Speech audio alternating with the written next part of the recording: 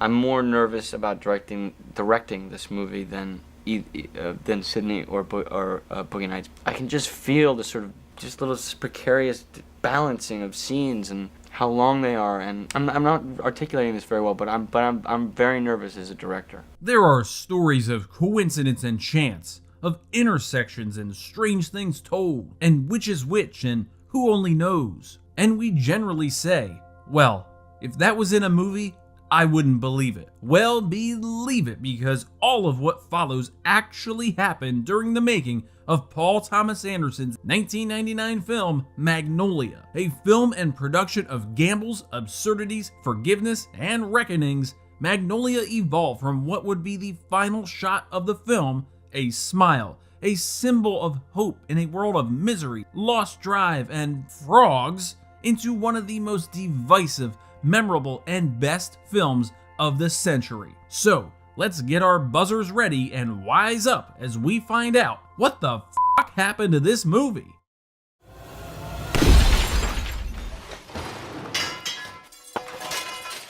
Before we continue with our video, here's a reminder to click the Store tab on any of our JoBlo channels and browse our collection of the latest and freshest designs in our merch store. Go get you some.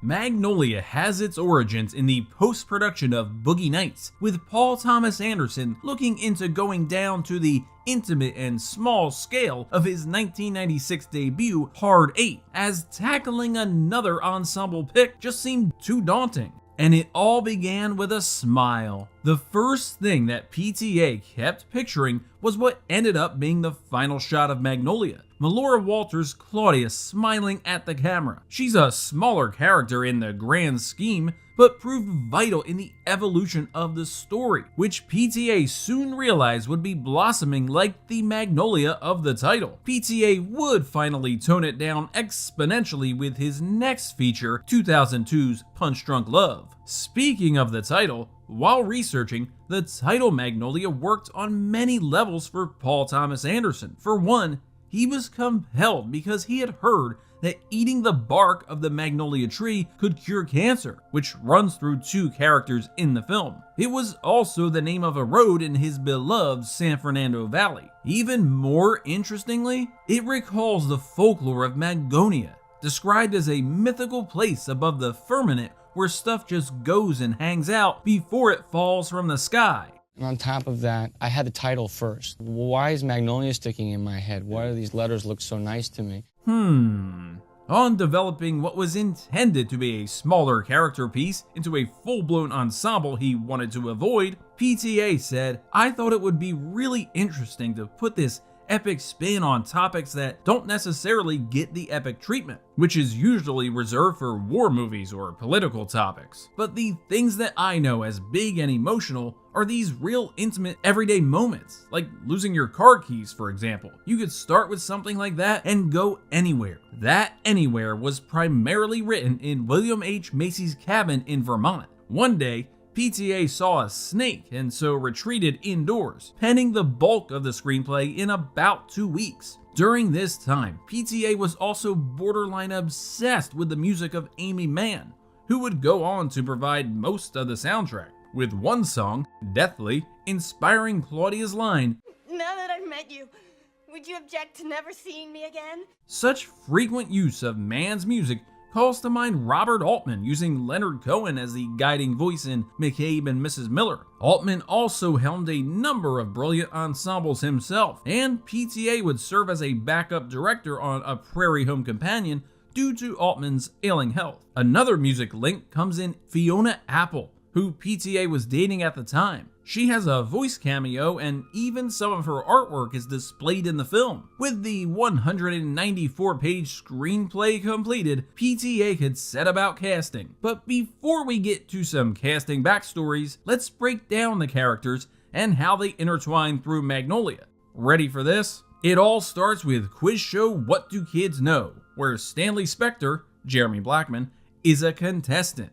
Jimmy Gator, Philip Baker Hall, hosts, and Earl Partridge, Jason Robards, used to produce. Earl is on his deathbed, being cared for by Phil, Philip Seymour Hoffman, while his estranged son, Frank T.J. Mackey, Tom Cruise, peddles a toxic masculinity program and wife Linda, Julianne Moore, fights addiction. On the other side of the show, Jimmy's daughter Claudia, the aforementioned Melora Walters, dates well-intentioned cop Jim, John C. Reilly, who also helps former contestant Donnie, William H. Macy, tying it all back to What Do Kids Know? And then there's the young Dixon, Emmanuel Johnson, Jimmy's wife Rose, Melinda Dillon, and those central to the stories of chance that open the film, seemingly inconsequential, but setting up one of the themes of Magnolia.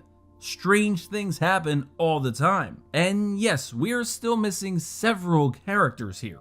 Now some backstory. I thought it was astounding, and I went to Paul and I said, it's great, it's a little long. He goes, you fucking cocksucker, I'm not gonna cut one goddamn word of this thing. Everyone says I'm only gonna cut one word. John C. Reilly, who worked with PTA on both Hard 8 and Boogie Nights, actually helped develop Officer Jim, making goofy videos alongside PTA and even Jennifer Jason Leigh, who wasn't ultimately cast in Magnolia. PTA even credits Reilly as a co-creator of the character. Magnolia would also mark the final role for Jason Robards, who died 1 year later. George C. Scott was approached, but actually called it one of the worst scripts he had ever read.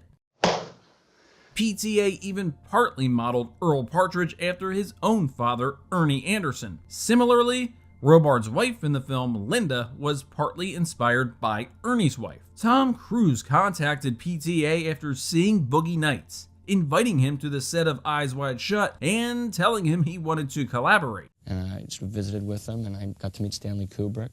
It was a wonderful thing. As such, Mackie was written with Cruise in mind, a part that somewhat concerned the actor. See, the character was partly influenced by actual pickup artist Ross Jeffries, who considered suing at one point, but decided not to since he liked the film so much. John C. Reilly has ties to this character as well, as he and Chris Penn recorded a tape reciting dialogue PTA came across that referenced Jeffries. As for his host while writing, PTA wrote Quiz Kid Donnie Smith for William H. Macy specifically, giving him a big, tearful, emotional scene specifically because Macy never gets those moments. And Stanley's portrayer, Jeremy Blackman, is no dummy either, having received the President of the United States Award for Outstanding Academic Achievement. As for people who weren't cast, the only noteworthy name outside of George C. Scott is Burt Reynolds, who was reportedly offered a role but turned it down after the nightmare of filming Boogie Nights, an experience that made Reynolds want to knock out his director. It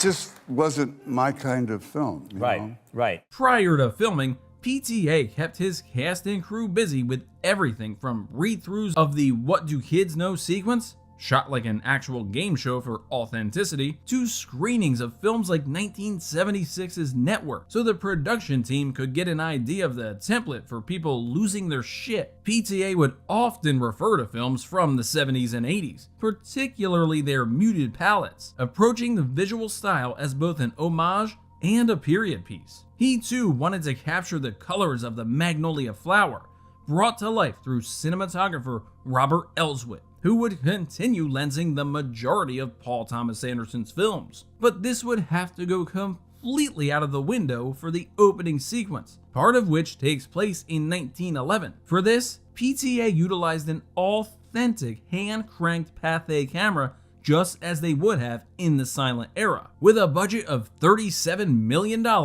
more than twice that of Boogie Nights and Hard 8 combined, filming on Magnolia officially commenced on January 12, 1999, extending to June 24th of that same year. Production on Magnolia was pretty much without unusual turmoil. While it went over schedule by more than 2 weeks, there were no discernible ego clashes like there were on Boogie Nights. By presumptive accounts, Jason Robards never once wanted to punch PTA's lights out. And so, instead, let's focus on two of the scenes that people are most likely to talk about when they talk about Magnolia. One is the Wise Up sequence, which is preposterous on paper, the entire cast doing a sing-along to an Amy Mann song, but miraculously works within the context, with each subject at the brink and forced to face whatever may be next. Claudia, frightened of being accepted, snorts cocaine before her date with Jim. Jimmy, after collapsing on air, will soon confront a past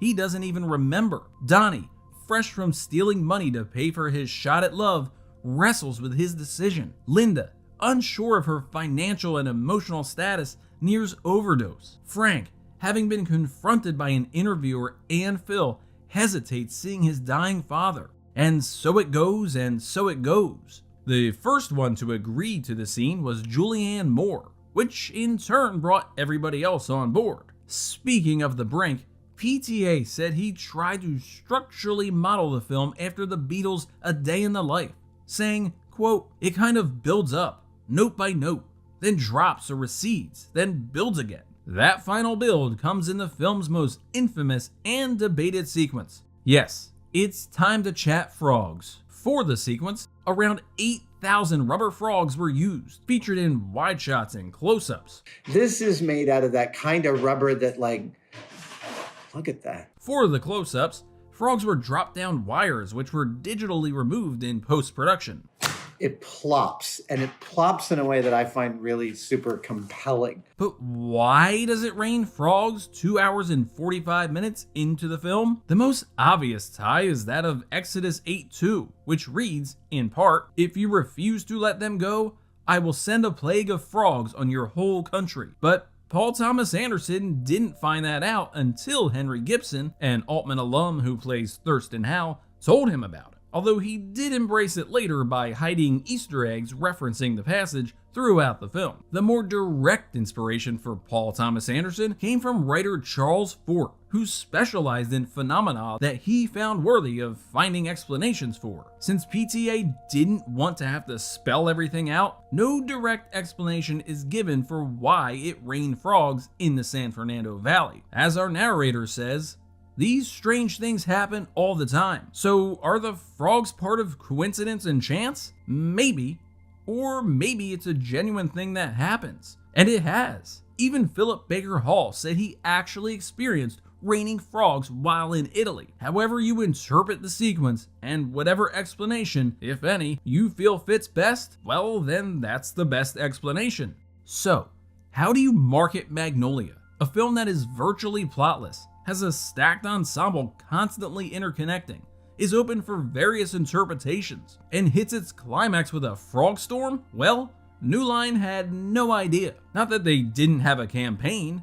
They did, except it only focused on Tom Cruise. Expectedly, PTA hated this, and so worked to improve it himself, taking over advertising duties and turning in the poster that we all know now. Not only was Cruise not the star of the poster or the film, but when his agent finally saw PTA's poster, even he had trouble spotting his client. For what it's worth, he's in the top right, his face not all that more prominent than a falling frog on the bottom right. Paul Thomas Anderson also cut the trailer, which originally had a narrator delivering the horrendous line, "You can spend your whole life waiting for the truth. Today, for 9 people, the wait is over." For his part, PTA would later admit he could be a jerk and a baby when it came time to having final say. With that, Magnolia could finally open on December 17th, 1999, with a runtime of 3 hours and 8 minutes, thanks to New Line giving PTA final cut after Boogie Nights. That's an intimidating length.